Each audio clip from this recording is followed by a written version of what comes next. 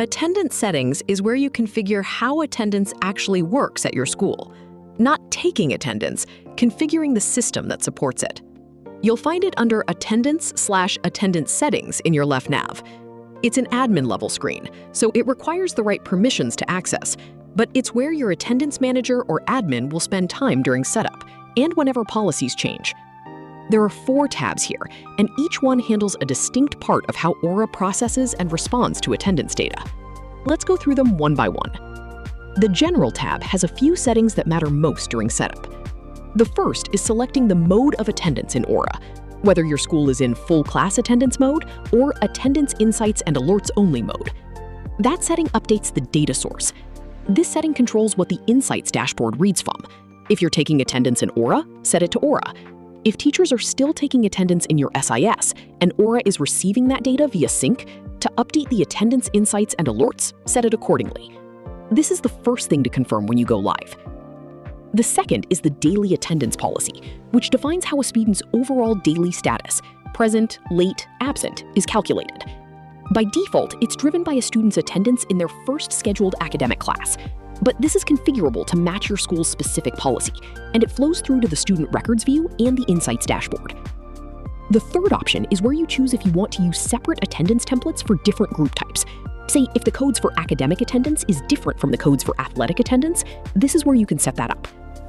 Then fourth option is where you can define how many days back a teacher can go to take or edit attendance from the My Schedule page. By default, this is 1 day. You can extend it up to 6 days, which means if a teacher forgot to complete attendance on Monday and it's now Thursday, they can still go back and fix it themselves without the work landing on the attendance manager.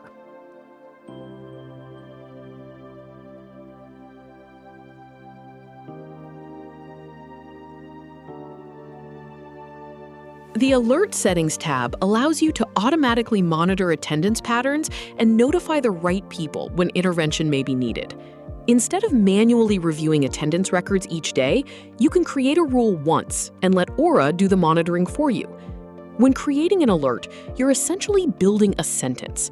For example, when a student in a selected cohort receives a specific attendance code a certain number of times within a defined period, send a notification to the appropriate recipients. Start by selecting the student cohort, such as all students, a house, year level, or a specific group. Then choose the attendance code you want to monitor, such as absent, unexcused absent, tardy, or any custom code. Next, define whether the alert should track occurrences across any course or within the same course. Then set the threshold and time frame. For example, you may want to trigger an alert after 3 occurrences within a semester or 3 consecutive occurrences within a rolling 30-day period. You can also control how the alert behaves, whether it triggers only the first time the threshold is reached or every time it is exceeded. Choose when notifications should be sent, immediately, after a delay to allow for corrections, or at a scheduled time. Finally, select who should be notified. This can include staff based on their role, specific staff members, course staff, parents or guardians by email or SMS, and even students themselves. You can also automatically create or update an attendance concern by setting the concern status to open, action needed, or closed, making it easier to track and manage attendance violations. For more information on concerns, refer to the Attendance Concerns section of the Attendance Insights training. Save your alert, and Orah is ready to track it for you. Let's move to the next screen.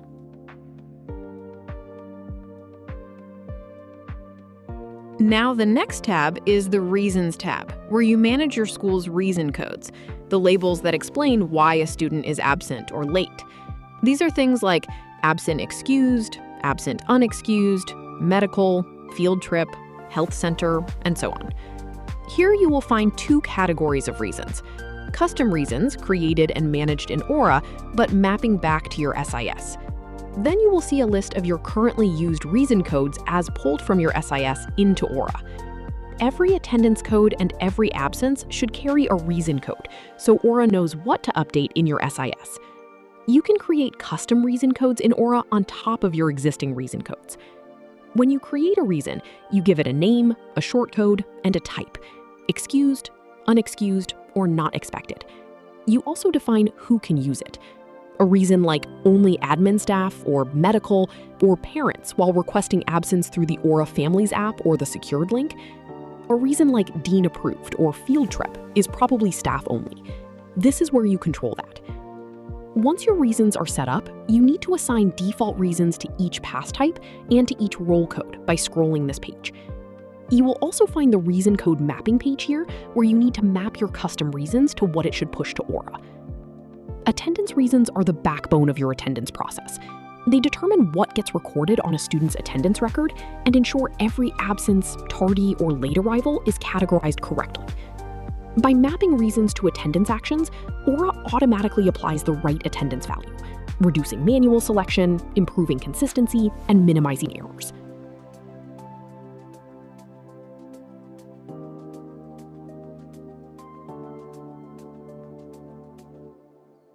Now, the Role Settings tab is where you configure the actual roll call types your school uses.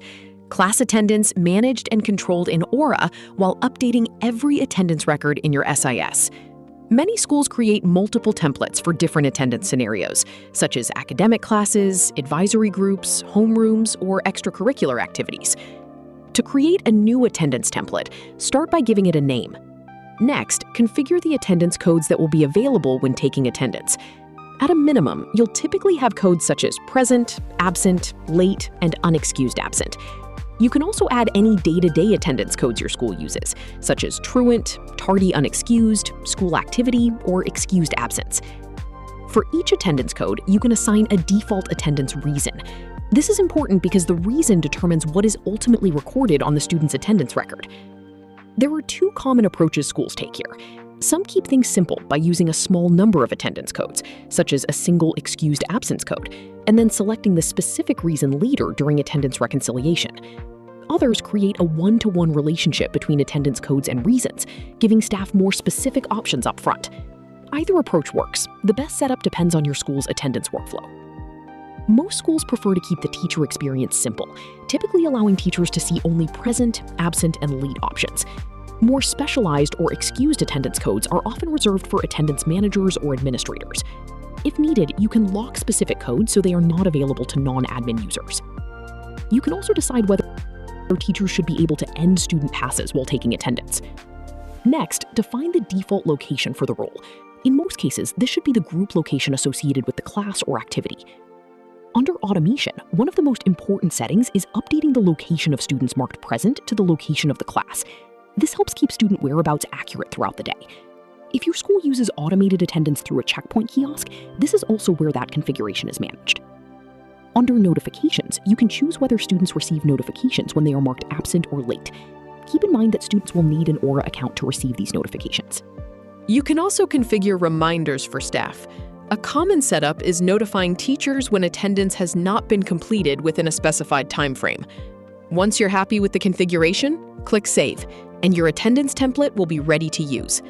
Hope you enjoyed the walkthrough of the attendance settings page. See you in the next video.